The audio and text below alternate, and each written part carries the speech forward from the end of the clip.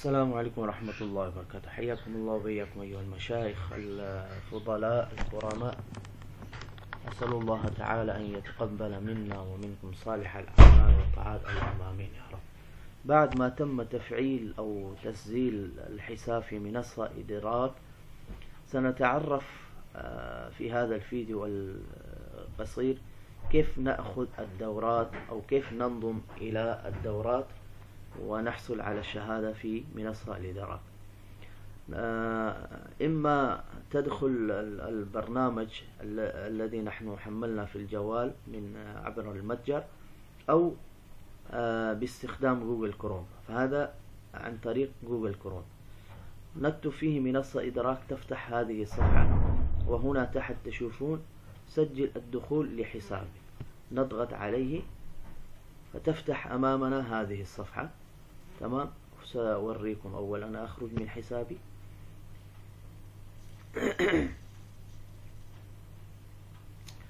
هنا سجل مجانا، ونضغط على الدخول، تفتح هذه الصفحة، نكتب هنا البريد الإلكتروني، وهنا تحت كلمة السر، ثم بعد ذلك نضغط على تسجيل الدخول، فتفتح أمامنا هذه الصفحة. هنا على اليمين تشوفون واصل التعلم، هذا بعد ما ننضم في إحدى الدورات. لما نضغط عليه فتفتح المكان الذي أنت وصلت فيه. مثلا أنت منضم في الدورة، وعلى سبيل المثال أنت سمعت الفيديوهات أو الدروس مثلا لوحدة الأولى أو ثانية، فلما تضغط على واصل التعلم فمباشرة هذا يوصلك إلى المكان الذي أنت وصلت فيه.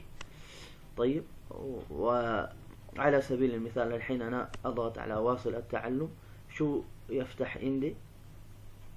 كما تلاحظون هنا أنا منضم إلى هذه الدورة، تعلم لغة الإنجليزية مهارات المحادثة الجزء الثلاثة، وهذا الحمد لله خلصنا. وهنا تحت المحادثة جزء 2. هذا كلها أنا منضم في هذه الدورات. وهنا تحت تشوفون اقتراحات لك، نضغط عليه. هنا كما تلاحظون تفتح أمامنا هذه الدورات، فنختار أي دورة. على سبيل المثال الذكاء العاطفي، أنا خلصت عندي شهادة، ومساق لغة الإنجليزية للمرحلة الثانوية، كيفية عمل دراسة. تمام، هذه أيضا دورة، فنختار أي دورة يناسبنا. تمام، مهارات تحديد الهدف وإدارة الذات، إدارة العمليات، هذه كلها دورات موجودة. التفكير الإبداعي والابتكار والتجديد. على سبيل المثال أنا الحين أضغط على هذه الدورة، انضم الآن. تمام، هنا مرة أخرى نضغط على هذه التعليمات والوصف وماذا نتعلم. تمام، ماذا نتعلم في هذه الدورة، هذا كل شيء هنا موجود. هذا من باب تعلم، بس أنت اختر أي دورة يناسبه. ثم بعد ذلك نقوم بالضغط على انضم الآن. طيب، خلاص الحين تم الانضمام إلى الدورة، وكما تلاحظون لقد تم تسجيلك بنجاح في التفكير الإبداعي والابتكار والتجديد. وهنا تلاحظون فوق لوحتي التعليمية، نضغط عليه فتظهر أمامنا الصفحة، وفيها قائمة الدورات التي نحن قمنا بالانضمام في الدورات. هذه الدورة الحين نحن قمنا بالانضمام إليه، نضغط على واصل التعلم. هنا التعليمات كيفية استخدام المنصة، ونأتي تحت النشاط التالي، وهذا تابعون على موقع، إن حبيت تابع، وإذا ما حبيت خلي عاد. النشاط التالي، هنا خطة المساق، إن حبيت يعني حمل هذا، وإذا ما حبيت خلاص سير إلى الأمام. النشاط التالي. هذه الحين مقدمة. من هنا بدأت الدورة، من هنا بدأت الدورة والدروس. تمام. فنستمع هذه الدروس المسجلة الفيديوهات. تمام. وهذه مقدمة طبعا، هذه مقدمة نضغط عليه ونستمع. مبسوط أكون معكم في مساق جديد عنوانه التفكير الإبداعي والابتكار والتجديد، واللي بتمنى أنه يكون مفيد جدا لحياتكم. تمام. ثم بعد ذلك في فيديو الثاني كذلك يعني نستمع، وفي الأخير بعد ما نستمع الفيديو كامل نضغط على النشاط التالي.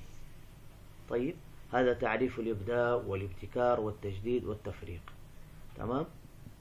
نستمع الدرس الفيديو، وبعد ما نخلص نضغط على النشاط التالي.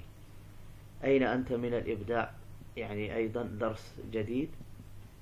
تمام. أين أنت من الإبداع، نستمع إلى الدرس، ثم بعد ذلك نضغط على النشاط التالي. ما الذي يميز، وهذه كلها الدروس يعني مسجلة. ثم يأتي يعني بعض الدورات بعد كل درس في اختبار بسيط، وبعض الدورات بعد يعني 3-4 دروس أو بعد واحدة كاملة لما نخلص فيه اختبار. تمام. تحديد النمط، هذا أيضا درس جديد، بس أوريكم يعني اختبار كيف يكون. هذا درس آخر، النشاط التالي. تمام. هنا جاء سؤال للتفكير والتأمل، أنماط الإبداع الأربعة. راجع الأنماط الأربعة طبعا يعني هذا في الدرس مرة. فنضغط على النشاط التالي. النشاط التالي هكذا يعني نستمع كل الدروس. الحين تلاحظون اختبار الوحدة الأولى في هذه الدورة، الاختبار بعد وحدة الأولى، وهناك الدورات يعني بعد كل درس فيه اختبار بسيط، اختبار بسيط، اختبار بسيط بعد كل درس. لكن هذه الدورة بعد الوحدة الأولى كاملة، لأن هناك الوحدات مثلا في كم هذه وحدة الأولى. تمام. ثم الوحدة وحدة ثانية فيه بعد. نعم.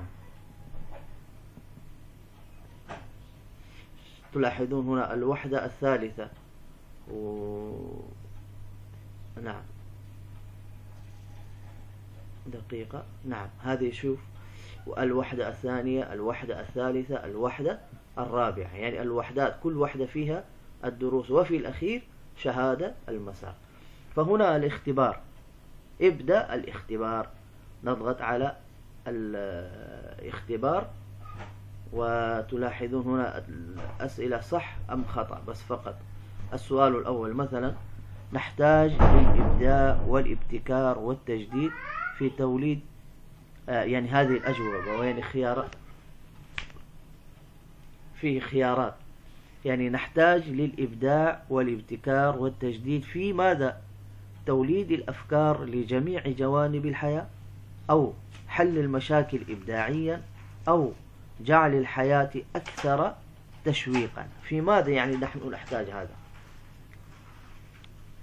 تمام. فعلى سبيل المثال طبعا نحن نحتاج الإبداع والابتكار في هذه كلها، فنختار الجواب جميع ما ذكر وتسليم الجواب. طيب، ثم بعد ذلك السؤال الثاني: إحدى العبارات التالية ليست من صفات الشخص المبدع. تمام. هذه الأجوبة. تمام. فضولي ومتسائل، يحب التحدي ويسعى له بالاستمرار، لا يحب المألوف والعادي. فنختار الجواب من هذه الخيارات. طبعا نحن إذا نستمع إلى الدرس فيكون جواب واضح. الحين على سبيل المثال نحن نختار جواب واحد: إحدى العبارات التالية ليس من صفات الشخص المبدع منظم ومرتب قليل الخطأ فضولي ومتساهل. نحن نختار هذا الجواب ونشوف. تسليم. ثم بعد ذلك السؤال الثالث: إحدى العبارات فقط هي من صفات نمط الجسور في مقدمة طائرة الإبداع. يبحث ويتعمق في الأمور، يستمتع بالتفاصيل، يجرب ما هو جديد، ويأخذ الخاطرة. لا شيء مما ذكر، يعني نختار الجواب من هنا. طيب،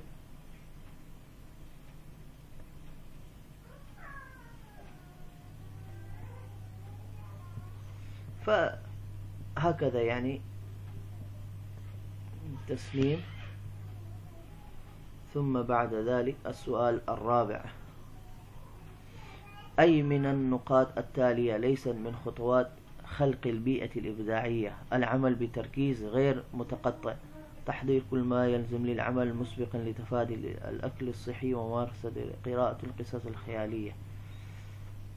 ليس من خطوات خلق البيئة. فنختار أي جواب على سبيل المثال. إذا تكون الأجوبة صحيحة فخطينا هذه الوحدة، وإلا يعني نبدأ بالمراجعة. النمط المتقبل في الجناح الأيسر لطائرة الإبداع هو الذي لا يرفض أفكار الآخرين. صح ولا خطأ؟ لا، نختار صح ونشوف الجواب في الأخير. الإبداع والابتكار والتجديد مترادفة ويمكن استخدامها معا لتعبر عن نفس المعنى. صح. في الأخير كان كم أسئلة؟ 6 أظن، أي 6 أسئلة. فأنهي الاختبار. أنهي الاختبار. فالحمد لله نحن يعني نصف، يعني أحسنت، لقد نجحت في هذا الامتحان، فنصف صار.